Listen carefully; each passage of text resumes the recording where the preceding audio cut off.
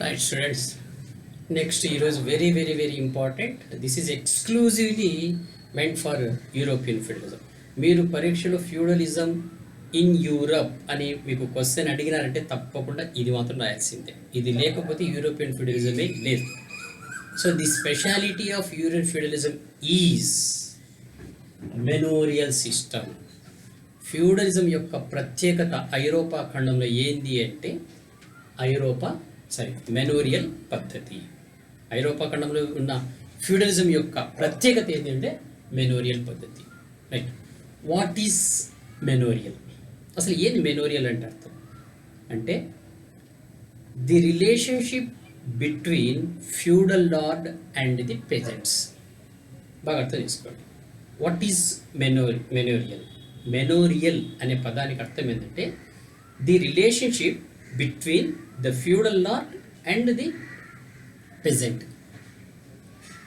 అంటే భూమి మీద ఫ్యూడల్ లార్డుకు రైతుకు ఎలాంటి సంబంధం ఉంది అని తెలియజేసేదే మెనోరియల్ సిస్టమ్. సో ఇక్కడ 3 పదాలు ఇంపార్టెంట్. ఒకటి భూమి, రెండోది ఫ్యూడల్ లార్డ్, మూడోది పెజెంట్ రైతు. ఈ 3 ఇంపార్టెంట్. భూమి మీద అంటే ఆ ఊర్లో ఉన్న భూమి మీద, ఆ ఊర్లో ఉన్న రైతులకు ఆ ఊరికి చెందిన ఫ్యూడల్ లార్డుకు ఎలాంటి సంబంధం ఉంది? 50-50 ఉందా, 80-20 ఉందా, లేక 0-100 ఉందా అంటే 0-100. ఫ్యూడల్ లార్డుకు 100, రైతుకు 0. అందువల్ల దీన్ని ఏమన్నారంటే మెనోరియల్ సిస్టమ్ అన్నారు. సో మళ్ళీ ఒకసారి చెప్తాను, వాట్ ఈజ్ మెనోరియల్ సిస్టమ్ అంటే, వాట్ ఈజ్ మెనోరియల్ అంటే the relationship between feudal lord and the pageants over a land. ఇది మెనోరియల్ సిస్టమ్ యొక్క పద్ధతి. సరే, ఇప్పుడు మనం ఒక ఎగ్జాంపుల్ చెప్తాం. ఎట్లా ఉంది మెనోరియల్ సిస్టమ్ అంటే, ఇది చూడండి, ఒక ఎగ్జాంపుల్. ఇది ఒక విలేజ్ అనుకుందాం. The total this box is called village అనుకోండి, ఊహించుకోండి. ఇది ఒక విలేజ్. ఈ విలేజ్ ఎలా ఉంటుందంటే, ఒక ఏరియా అంతా ఫారెస్ట్ ఉంటుంది. So this entire area is called forest. ఈ ఫారెస్ట్ మీద ప్రజలకు హక్కులు ఉండదు, గుర్తుపెట్టుకోండి. ఫారెస్ట్ మీద ప్రజలకు హక్కులు ఉండదు. కేవలం ఎవరికి ఉంటుంది? ఫ్యూడల్ లార్డ్కి మాత్రమే ఉంటుంది. ఇదంతా ఫ్యూడల్ లార్డ్ యొక్క భూమి. సో ఒక గ్రామంలో మేజర్గా ఉన్న భూమి అంతా ఎవరికి వదిలేయాలంటే ఫ్యూడల్ లార్డ్కి వదిలేయాలి. నాది ఇది అని చెప్పడానికి లేదు. ఆయన ఎక్కడ పోతే ఇదంతా నా భూమి అంటే అందరూ ఆ భూమిని వదిలేసేయాల్సి. So this is called feudal lords fields, వాడి యొక్క పొలాలు. ఇది విలేజ్ అనమాట. అంటే ప్రజలందరూ ఇక్కడ ఒక మూలలో ఉంటారు. ఇదంతా ప్రజల యొక్క భూమి, అంటే వాళ్ళ పంటలు పండించుకోవడానికి. అంటే ఇదేమో ఫ్యూడల్ లార్డ్ పొలము, ఇదేమో ప్రజల పొలం. మధ్యలో ఒక హౌస్ కొంటుంటాడు, పెద్ద హౌస్ కట్టుకుంటాడు. ఆ హౌస్ ఎట్లుంటుందంటే ఒక పెద్ద రాజప్రసాదంలో ఉంటుంది, ఒక పెద్ద ప్యాలెస్. అసలు ఆ ఇల్లు చూడంగానే భయం వేస్తుంది అనమాట. పెద్ద క్యాంపస్, పెద్ద కాంపౌండ్, ఎత్తైన గోడలు, పెద్ద 2-3 అంతస్తుల బిల్డింగు, కిటికీలు ఉండి అక్కడంతా కుక్కలు, అంటే ఎవడైనా ఎంటర్ రావడానికి పైన అనమాట. తర్వాత పైల్వాన్లు, లోపల పైల్వాన్లు. ఆ మేనర్ హౌస్ అంటే ఫ్యూడల్ లార్డ్ యొక్క ఇంటి ముందర నుంచి పోవడానికి ఎవరికైనా గుండెలు అదరాలన్నమాట. అలాంటి ఇల్లు ఊరి మధ్యలో కట్టుకుంటుంది. దీని పేరు మేనర్ హౌస్. మెనోరియల్ సిస్టమ్ కాబట్టి ఇక్కడ కట్టుకునే హౌస్ ఏమన్నారు? మేనర్ హౌస్ అంటారు. ఈ మేనర్ హౌస్ ఇది ఏంటంటే ఒక గెస్ట్ హౌస్ లాంటిది. ఫ్యూడల్ లార్డ్ ఉండడు, కానీ ఫ్యూడల్ లార్డ్ యొక్క ఇల్లు మాత్రం ఉంటుంది అనమాట. ఆయన సిటీలో ఉంటాడు, ఆయన సిటీలో ఎంజాయ్ చేస్తూ ఉంటాడు.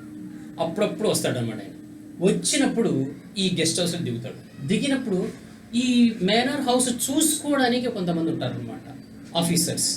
ఆ కొంతమంది ఆఫీసర్స్ ఎవరంటే ఈ 3 గుర్తుపెట్టుకోవాలి. ఒకటో వాడు ఎవరంటే manager.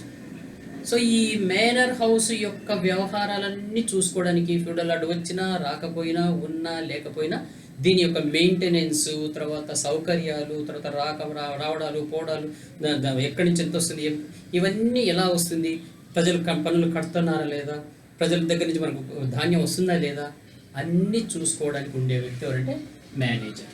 So the first officer is manager. రెండవవాడు ఎవరంటే అకౌంటెంట్.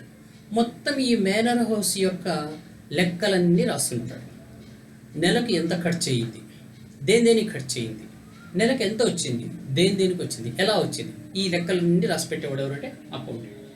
మూడో వాడు ఎవరంటే మీరందరూ మన కాలేజీలో వింటుంటారు, స్టీవార్డ్ అంటారు.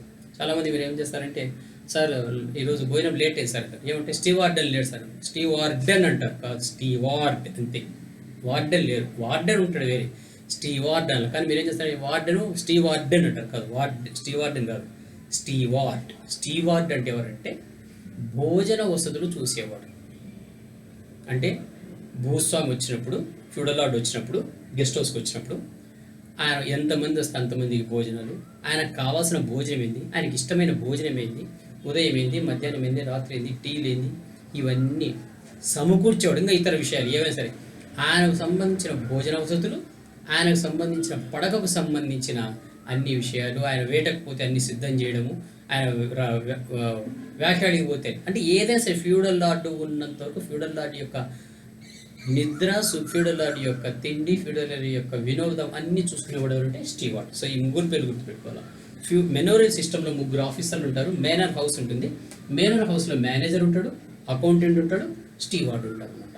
So this is called staff of manner house. Next ఈ పార్ట్ ఏం చెప్పినా మనం, విలేజ్ అని అంటే మొత్తం విలేజ్ వాళ్ళందరూ ఒకవైపు ఉంటారు అనమాట. సో ఇప్పుడు ఏదో మనకు కావాల పాతూరు అంటే ఒకప్పుడు లేదు, మనకు ట్రంక్ రోడ్డు పడవంతా లేదు, మనకున్న కాలేజీ అవన్నీ లేవు, కేవలం ట్రంక్ రోడ్డు తూర్పుకే ఊరుండే, అంటే ఇది పాతూరు అనమాట. అంటే ఊరు అంతే, ఇప్పుడు డెవలప్ అయింది. అట్లనే ఫ్యూడల్ మెనోరియల్ సిస్టంలో ఊరంతా ఒకవైపే ఉంటుంది, ఇంకా అక్కడి నుంచి వాళ్ళు ముందుకు రావడానికి లేదనమాట. వాళ్ళ పొలాలు వాళ్ళ పక్కన ఉంటాయన్నమాట. ఇది వాళ్ళు మీ మధ్యలో ఒక చోట చర్చి ఉంటుంది. సో ప్రతి విలేజ్లో ఒక చర్చి ఉంటుంది, అది మేనర్ హౌస్కు దగ్గరలో ఉంటుంది. ఈ విలేజర్స్ ఉంటారు, వాళ్ళ యొక్క పొలాలు ఉంటుంది. ఇది మెనోరియల్ సిస్టమ్. సో ఇది స్ట్రక్చర్ ఆఫ్ మెనోరియల్ సిస్టమ్. మీకు చూపించింది స్ట్రక్చర్ ఆఫ్ మెనోరియల్ సిస్టమ్. సరే, ఏం జరుగుతుంది దీనివల్ల ఇక్కడ మనం చదవాల్సింది. సరే ఇది బాగానే ఉంది సార్, మెనోరియల్ సిస్టమ్ బాగానే ఉంది, ఏం జరుగుతుంది దీనివల్ల అంటే ఇక్కడ జరిగేది ఏంటంటే ఎక్స్‌ప్లాయిటేషన్, దోపిడీ. అది ఇక్కడ మనం తెలుసుకోవాల్సింది. ఎంత దోపిడీ జరుగుతుందంటే భయంకరమైన దోపిడీ జరుగుతుంది. రాజు ఎక్కడున్నాడో తెలియదు, ఏ ఊళ్ళో ఉన్నాడో తెలియదు, ఆయన యొక్క రాజధాని, దేశమంతా రాజధాని ఉన్నాడు. వీళ్ళు ఒక విలేజ్లో మనం చూస్తున్నాం అనమాట. అంటే దేశమంతా గ్రామాల్లో ఇలాంటి సిస్టమ్ ఉంటుంది అనమాట. సో ఇక్కడ ఏం జరుగుతుంది అంటే ఫ్యూడల్ లార్డు ఈ పొలం ఉంది కదా, ఫ్యూడల్ యొక్క పొలము, ఈ పొలంలో దాదాపు ప్రజలు అంటే విలేజ్లో ఉన్న వాళ్ళందరూ పోయి పని చేయాలన్నమాట. గుర్తుపెట్టుకోండి, మెనోరియల్ సిస్టంలో ఫ్యూడల్ లార్డ్ యొక్క భూములు ఉంటాయి. ఫ్యూడల్ లార్డ్ యొక్క భూముల్లో ప్రజలందరూ పోయి పని చేయాలి. Very very very very very important. So every village citizen should go to the feudal lord fields and they have to render their service. సరే సార్ ఇష్టం నుండి పోతాడు, ఇష్టం నుండి పోడు కదా అంటే కుదరదు కదా. అందుకే దీనికి ఒక పదం ఉంది. దీనికి పదం ఏమంటారంటే కార్వి అంటారు. ఇవన్నీ చాలా మీరు వెరీ వెరీ ఇంపార్టెంట్ పదం. ఇంకే పాట వినడం కదా, చాలా గుర్తుపెట్టుకోవాలి. తెలుగులో కార్వి, ఇదే తెలుగులో కూడా కార్వీనే, CORVEE, కార్వి. ఇది వెరీ వెరీ ఇంపార్టెంట్. ఏంది కార్వి అంటే కంపల్సరీ ఫ్రీ లేబర్. కార్వి అంటే కంపల్సరీ ఫ్రీ లేబర్. అంటే మేనర్ హౌస్ నుంచి ఆర్డర్ వచ్చింది అంటే ఆ గ్రామంలో ఉన్న గ్రామస్తులందరూ ముందు ఫ్యూడల్ లార్డు పొలంలో పోయి పనిచేయాలి. ఎలా పనిచేయాలి? ఫ్రీగా పనిచేయాలి. సాయంత్రానికి ఏం అడగకూడదు, కూలీ ధాన్యం ఏం అడగకూడదు, తప్పకుండా పనిచేయాలి. నాకు జ్వరం వచ్చింది ఒప్పుకోడు, లేదండి నేను కూడా ఈరోజు దుక్కి చేసేసినాను, ఇంకా విత్తనాలు వేయాలి, కుదరదు, ముందు ఇక్కడికి రావాలి. అది దాన్ని ఏమంటారంటే కార్వి. సో ఫ్యూడల్ సిస్టంలో ఉన్న మెనోరియల్ సిస్టంలో ఉన్న భయంకరమైన సిస్టమ్ ఏదంటే కార్వి. అంటే there are no human rights. మానవ హక్కులన్నీ లేవు అనమాట. నీవు నీ కొరకు కాదు బతకాల్సింది, మా కొరకు బతకాలి. మేము మా పనులన్నీ అయిన తర్వాత నువ్వు ప్రాణం అంటే అప్పుడు నీ కొరకు బతుకు. కాబట్టి that shows Karvy. So what is Karvy? It is a compulsory free labour. తప్పకుండా ఉచితంగా చేసే సేవను కార్వి అంటారు. 1కి 10 సార్లు చెప్తున్నా, గుర్తుపెట్టుకోండి. కార్వి ఉచితంగా, తప్పకుండా, Karvy compulsory free labour, right? So ఇక్కడ పనిచేయాలి. ఇక్కడ పని చేసేటప్పుడు, పొలం పని చేసేటప్పుడు నేను ఎన్ని గంటలైనా పని చేసుకోవచ్చు. నీ ఆకలి లేదు, నీ దప్పిక లేదు, నీ అలసట లేదు, నీ శ్రమ లేదు. వాడు సాటిస్ఫై అయ్యేంతవరకు పని చేయాలి. ఇంకా వాడు పో అన్నప్పుడు కామ్గా ఇంటికి పోవాలి. అయ్యా ఇంతసేపు నీకు పని చేసే కదా, మరి నేను ఇంటికి పోయిన తర్వాత నా భార్య పిల్లలు ఏం అడగకూడదు, వెళ్ళిపోవాలి. ఇది మెనోరీ సిస్టంలో ఉన్న దోపిడీ అన్నమాట. ఇది ఒక రకమైన దోపిడీ. నెక్స్ట్ ఈ ఫారెస్ట్ ఉంది. ఈ ఫారెస్ట్లో మామూలుగా ఏముంటుంది ఫారెస్ట్లో? ఆ రోజుల్లో ఫారెస్ట్ ఏం ఉపయోగించుకుంటారు? మెయిన్గా 2 ఫారెస్ట్ ఉపయోగించుకుని. ఒకటి ఏమంటే ఫారెస్ట్లో ఉన్న వంట చెరుకులు తెచ్చుకుంటారు, వంట చేయడానికి కట్టె పుల్లలు తెచ్చుకుంటారు. రెండోది ఏం చేస్తారంటే పశువులకు మేత తెచ్చుకుంటారు, లేక పశువులను వదిలేస్తారు, ఏదైనా జరుగుతుంది. కానీ మెనోరీ సిస్టంలో ఏంటంటే నువ్వు ఫారెస్ట్లో నుంచి కట్టెలు తెచ్చుకున్నా, నీ పశువులకు మేత తెచ్చుకున్నా దానికి ట్యాక్స్ కట్టాలి. అంటే ఆ ఊర్లో ఉన్న ఫారెస్ట్ ఫ్యూడల్ లాంటిది అనమాట. వాడేం తయారు చేయలే, వాడేం దాన్ని పెంచలే, కానీ వాడిది అంతే. ఇక నువ్వు నోరెత్తడు. అందుకనే ఫ్యూడల్ సిస్టమ్ ఉంటుంది ఇది. సో మెనోరీ సిస్టంలో ఏంటంటే ఫారెస్ట్ ఉన్న ఏరియా అంతా ఉపయోగించుకోవచ్చు నువ్వు, కానీ దానికి ట్యాక్స్ కట్టాలి. వాడు ఉపయోగించుకోవచ్చు, వాడు ఫ్రీగా ఉపయోగించుకోవచ్చు. వాడు రకరకాల కుర్చీలు, బెంచీలు, సోఫాలు, మంచాలు వాడు ఇష్టం వచ్చిన వాడు ఫ్రీగా చేసుకోవచ్చు. కానీ మీరు ఉపయోగించుకోవాలంటే మాత్రం ట్యాక్స్ కట్టాలి. గడ్డి ఉపయోగించుకున్న ఫారెస్ట్ ట్యాక్స్ కట్టాలి.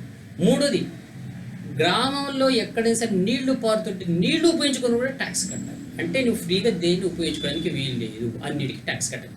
అట్లా ప్రజల యొక్క రక్తాన్ని పీల్చి పిప్పి చేసినారు. ఇది మెనోరీ సిస్టంలో భయంకరమైన పరిస్థితి.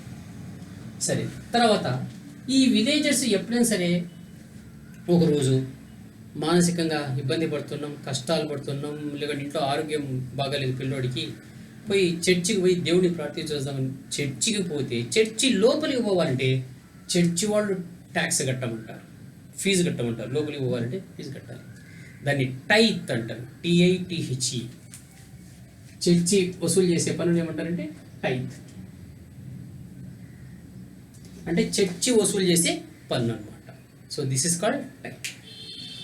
ఇంకా తరువాత మీకు టైం ఉంటే, వీలుంటే మీరు అప్పుడు మీ విలేజ్ వాళ్ళు పని చేసుకోవాలి.